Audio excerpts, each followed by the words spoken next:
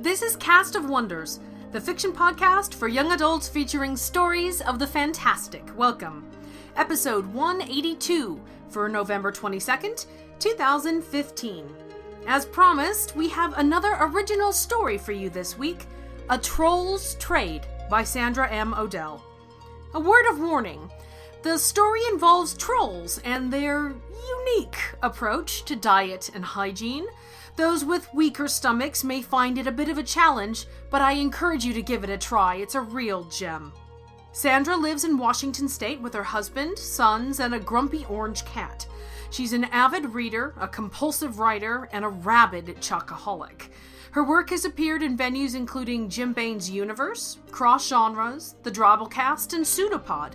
She's currently planning her second novel, or world domination, whichever comes first. You can follow her plans for trying to take over the world via her website and Twitter, which we'll link for you in the show notes. The story is narrated for you by the buttery man voice of podcast fiction legend, Wilson Fowley. Wilson has been reading stories out loud since the age of 4, and credits any talent he has in this area to his parents, who are both excellent at reading aloud. He started narrating stories for more than just his own family in 2008, when he answered a call for readers on the Podcastle forum. Since then, he's gone on to become Podcastle's most prolific narrator, reading or appearing in nearly 30 episodes. My personal favorite is The Old Woman with No Teeth. Look that one up. He's also narrated for many other podcasts, including Podcastle's sister shows Escape Pod and Pseudopod, as well as Starship Sofa and other District of Wonder shows, Beam Me Up, Cast Macabre, Dune Steef Audio Magazine, and The Journey Into Podcast. He fits in all this narrating between his day job as a web developer in Vancouver, Canada, and being the director of a community show course called the Maple Leaf Singers. He's still hoping to find a paying gig in narrating stories someday. And now, we've a tale to tell.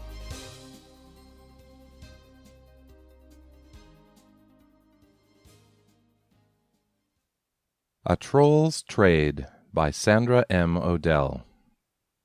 Maybe I should have listened to me mother, been a mason or a carpenter, but I was young, horn-strong, determined to make me own way. "A what?" she said, and stirred the stew so hard the pot tumbled right off the fire and spilled into the river. I picked me nose and spread it on a cracker with a bit of brie. "A florist." Me mother scooped what she could of the stew back into the pot and set it back on the fire. "What would your da say? He built our bridge with the sweat off his nose before he got tricked by the Maiden of Merryweather and turned to cheese. Yeah, I know. Chisels and mortar and nails aren't me thing, is all." "You're a troll. Where are you going to live if you can't find a bridge?" I tossed a bit more gravel into the stew pot for a proper crunch. "I'll find something. Easy peas porridge." "Yeah. Me mother threw me out on both ears, and without even the porridge. Too bad, because there weren't no bridges, neither. I looked long and hard, looked so hard me eyes bugged even more. Even went as far north as the Pigling Lakes, thinking plenty of water made for plenty of bridges. Did you know some folks think a ferry is a boat? I figured maybe I could live someplace else, become a trendsetter. I mean, trolls don't always got to be masons, so it don't always got to be bridge, right? I tried a vine trellis, even a vineyard row, but neither had that special hidey something that makes a place livable. Haylofts were awful high up, and root cellars offered no privacy. Chicken coops? No, thank you, I have me pride. So I did the only thing I could. I went to live under a porch. It wasn't proper or even fancy, but it was a roof over me head. The folk family kept goats and chickens, had a garden with lovely sweet peas in the spring and winter squash blossoms in autumn. There was even a field a good skulk away with red and orange poppies and rose mallow. I grabbed the kids' ankles at least twice a week to keep in shape. I could have wished the folk mum didn't always hold them most tender, but, well, florists can't be choosers. though it does make a mouth drool just thinking about it. Thing is, there isn't much room under a porch, not like there is under a proper bridge. Always dirty and spidery, no room for flowers or pots, let alone a nice vase, and I could never stand up. Made for a nasty belly rash, that. Not even a place to set up a spit or me smallest cook-pot. No, life under a porch was not for me. The local bridges were all taken, all except for the comfy stone bridge south of the city proper with the not-so-comfy ghosts. I heard tell of a greybeard who lived under a city bridge and was maybe looking for something less busier, so I went to see what we could work out. Well, he worked me out all righty, right out from under his bridge with a roar and a tumble.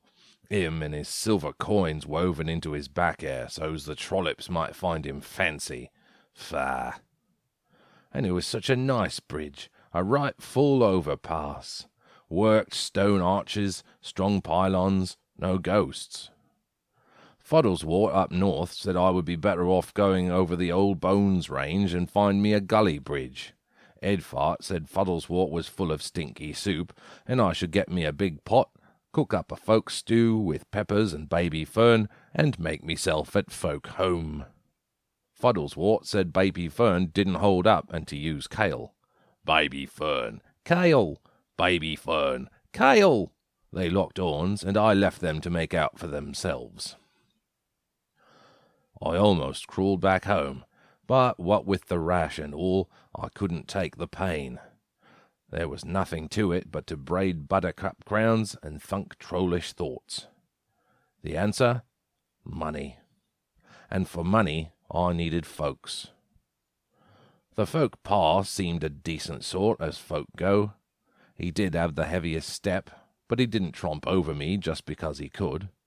A regular folk with no charms or trickery about him, which is good. Cheese is for eating, not being. As I understood it, he worked the market selling fresh eggs and his wife's bakings, more like burnings actually, which was perfect for me. I thunk me thoughts all the way through, and when he came down the 2 short steps early one morning to gather eggs, I was ready for him. I grabbed his ankle at the bottom step. The folk pa whooped and took a tumble, basket one way, hat another, and me holding on. He tried to jerk his foot away, and I jerked back. I want to talk to you, I said. I glowied me eyes so he could see me. I must have glowied them too well, because he fainted dead away. Folks never scare when you want them to. A few seconds later, he came to and tried to get his feet, but I still had one. I just want to talk. His eyes bugged, and his face turned all sorts of colours before he settled down. There was enough of me hand and arm showing that he could follow it under the porch to me not-so-glowy eyes. "You're real," he said, rather squeaked. "Yeah." "The children, they said you—" "I'm a troll, that's what I do." He gulped. Are you going to eat me?" "Not without cooking him first. What does Edfart know? Grown folk are best braised. No." He managed to sit and then bent low for a closer look. "What are you doing under my porch?" "It's me summer home. I need to use your fireplace." He moved his leg. I didn't let go. "My what?" "Fireplace. Your fireplace." "My fireplace?" This wasn't going like I thunk it would. "That's what I said." "All right. Why? And how did you get under there? I thought you trolls are, big." Like that, I pulled his leg all the way under the porch. The folk pa squealed. Okay, you're a troll. Big troll, huge troll, massive, ginormous." "Better." He smelled ripe with sweat. Nothing a little oregano couldn't fix. I gave him his leg back.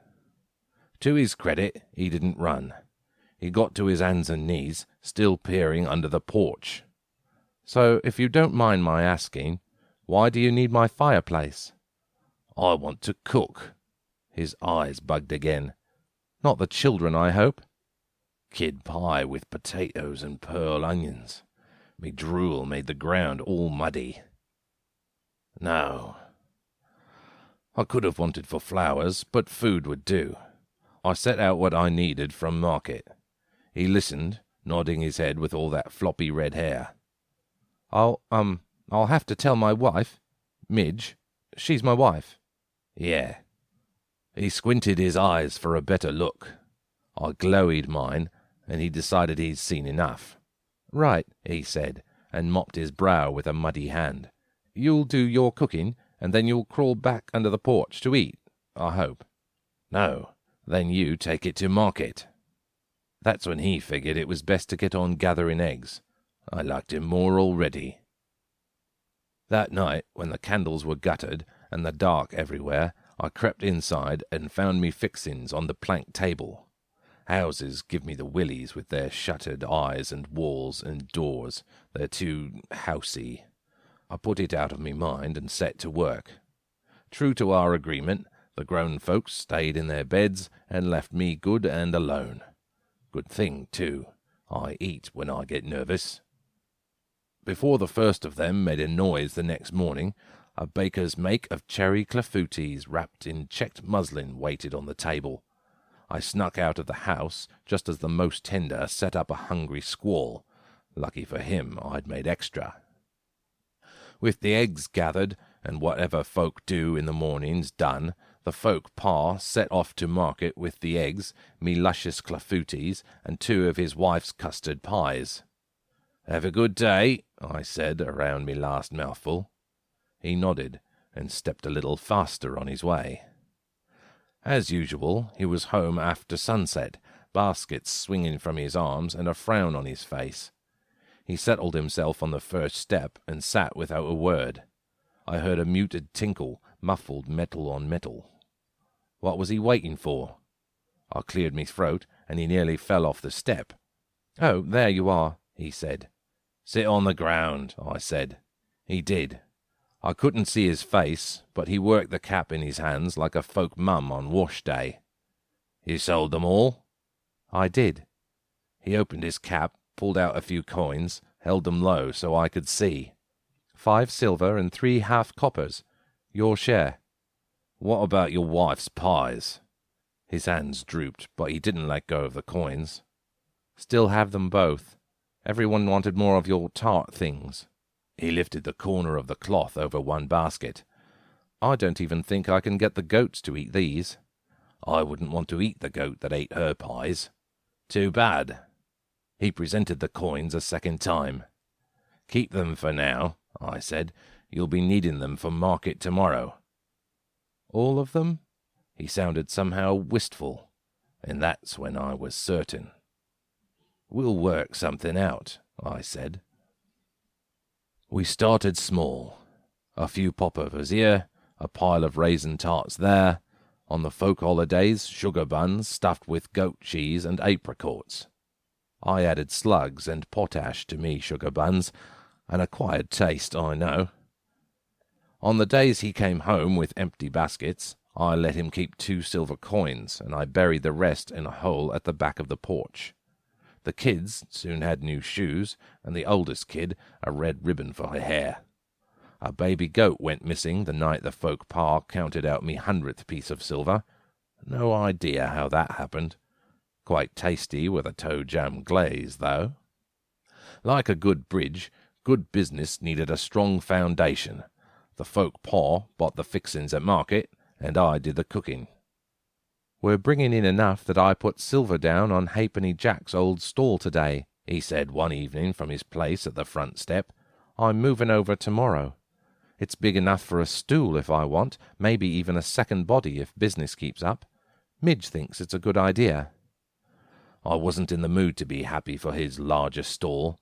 The rash was bad enough I had taken to staying on me back, and now the tip of me nose was sunburned from poking up through the porch slats. Fine. You all right? Just spiffy. No harm, just asking. I thunk about ways to rub me belly against the porch without catching me pelt in the cracks. What he thunk about, I hadn't a clue or care. The sun was an orange memory when the folk pa said, There is one thing, I don't even know your name. Of course you don't, I said as testy as I pleased. Trolls don't tell folks their names because folks with magic can do nasty things with them. Oh, I didn't know. What do I call you? Ginormous troll under the porch is a bit awkward. I huffed. Call me Troll. Troll. Makes sense. I'm Sando Logerson. He waited, shifted his feet, kicked up dust when I didn't want to sneeze. I let him wait. So, Troll, Midge and I were talking last night before you came in, and she wondered. Wondered what? Well, if you could maybe share a few of your recipes. There wasn't room to roll me eyes, either. One late summer evening, while I sat under the moon, scratching and fretting on how me plans were taking longer than I thunk they should, Edfart and Fuddleswort surprised me with a visit. I don't get many visitors, don't really have a place for entertaining. Still, I set out some field greens with scabby bits and a light vinaigrette.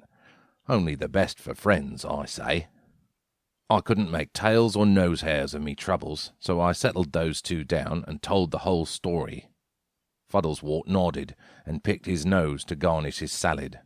Told you should have looked for a gully bridge. I don't want a gully bridge, I said back. Says the troll with the porch rash. He sniffed and went on eating. Why not just eats the folk and make a bridge out of their house? Edfart said, picking scabby bits from between his teeth and sucking his finger clean. Even the thought made me shiver. Don't like houses, not at all. Don't got to keep it a house. Knock out the walls, leave the roof, and you got yourself a bridge, easy as mud pie. Now there was a thunk. I rolled it over between me horns. Nah, still too housey. It's a bridge or nothing for me. Edfart gobbled up the rest of his greens. Suit yourself. He stood and headed for the house. Just like Edfart to not listen. I said I wouldn't be knocking out the walls. He waved at me over his shoulder. I heard you. I'm still hungry is all. Fuddleswort stood. Now there's an idea. And followed after. Hold on now. I came up and hurried right behind. You can't be doing that. Edfart rubbed his belly. The salad was nice, but no ways a meal for a growing troll. Fuddleswort smacked his dead fish lips. Yeah, you said they got an oven. We could whip up a crust and make pasties. Human pasties with capers and fennel. Yeah, almost as good as a braise. Wait, no. Quick like, I got ahead and put out me arms. There'll be no eating of the folks, understand? No worries. There's plenty for us all. Edfart made to step around me, and I stepped with him. He frowned and glowed his eyes. Come on. I stood up straight, head and horns above either of them. They're my folks, and I says no eatin'. Like he said, there's plenty to go around. Fuddleswort wiped the drool off his chin. Seeing as you're the host, you get first pick. They made to go around on both sides. I grabbed a horn on each and shook them up good. When I says no eatin', I mean no eating. I couldn't give a proper roar, or I'd wake the folk, so I choked it off quick. Oi! Edfart grabbed my wrist and tried to pull free. I held on troll tight. Didn't your mother teach you no manners? It's rude not to share. Yeah.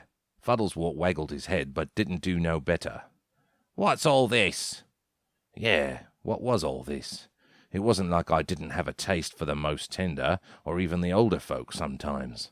So why wasn't I letting them have a sit-down with me? Maybe because I wanted the folk all to myself. Or could be I'd come to like having the folk around. Possibly. Sort of. A little. I shook those two until their eyes rattled in their sockets. They're my folk, and I can do with them what I please, and what I please is no eating. Got that? I slammed their heads together like pig iron bells and dragged them back to the stream. I dropped them down and settled myself between them and the folks' house. Now and again Fuddleswort would look to the house, or Edfart would make to stand, and I'd glowy me eyes at them until they settled back down. Finally, Edfart pulled up more greens and rubbed them around the inside of the salad bowl. He stuffed the whole scabby wad in his mouth and muttered around the stems. I made like to reach for one of his horns. "What was that again?" He swallowed the mouthful and hunched his head to his shoulders. "I said leave it to a florist to get all flowery soft." "That's right." Me thinking came back and dropped the last piece into place light as a rose petal. Flowers? Flowers!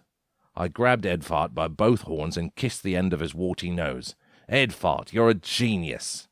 He wiped off the slobber. "Wait, what?" "Flowers, don't you seize?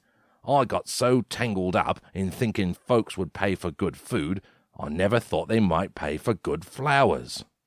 Fuddleswort scratched the side of his head. "Do they pay before or after they wipe?" He covered his face with his hands. "Don't kiss me." Straight away I had Sando bring me flowers whenever he could.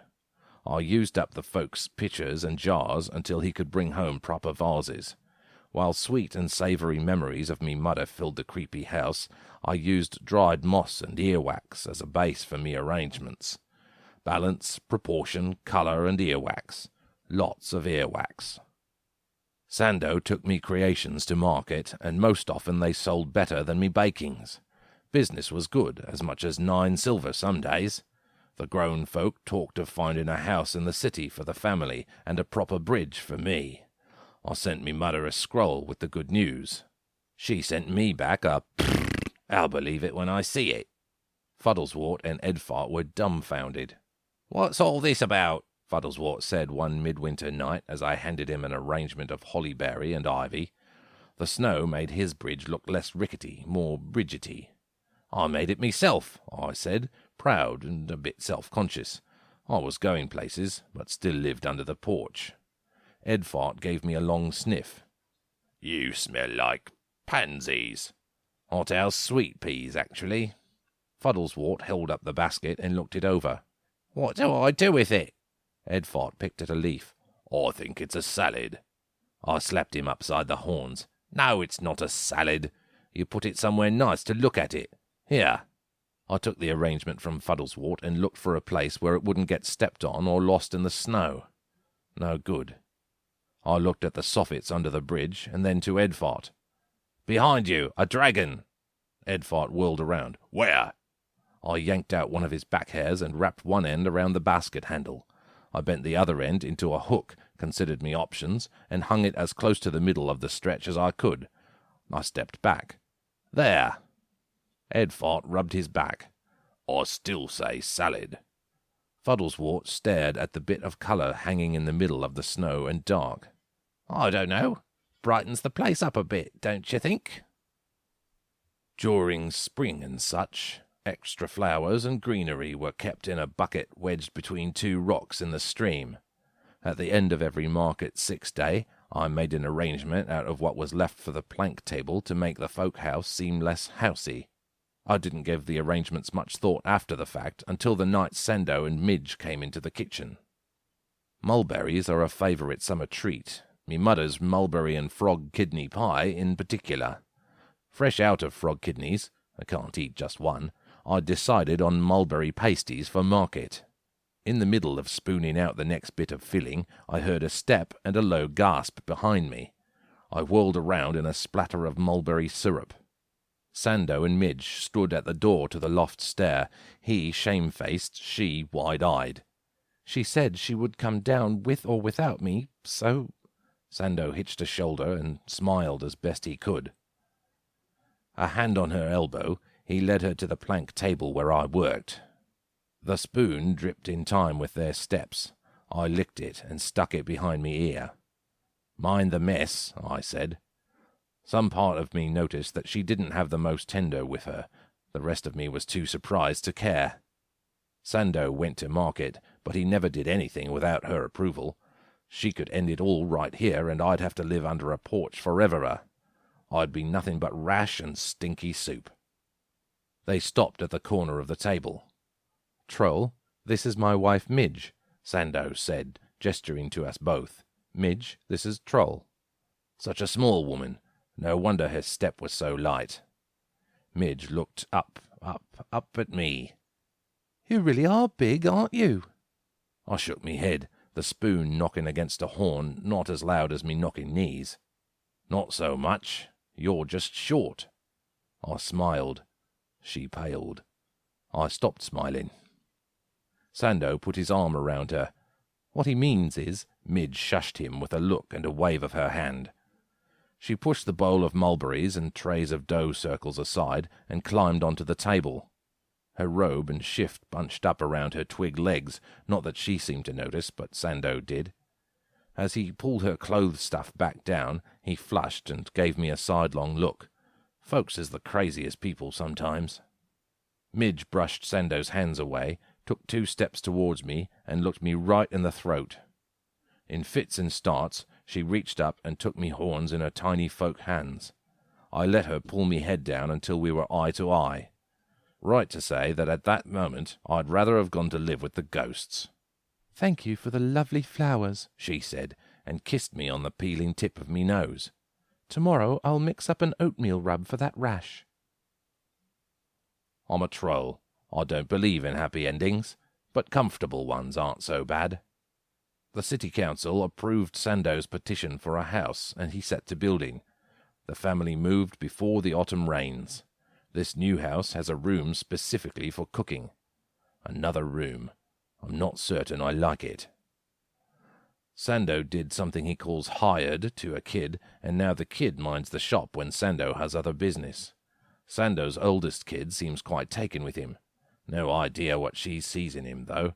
Folks aren't much for looks. Midge helps me with bakings, and almost never burns things any more. The younger kids love to take their friends across town to feed the ducks, particularly if they know I'm home. Home. I'm a city troll now, and I have a city troll bridge. I paid another visit to the greybeard. He reached for me to show me what for, and I hit him over the head with me bag of silver. All them coins scattered out, and his eyes glowed right up. Said he wanted something smaller, less cluttered. I directed him to Sando's porch. The overpass is more than enough for 1 troll, and comfortable for 3.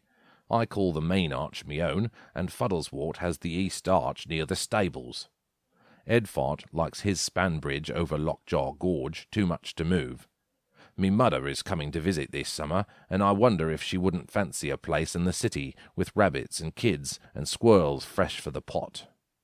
Maybe I should have listened to me mother, but if I had, I wouldn't have such splendid flower boxes under a bridge I can call me own.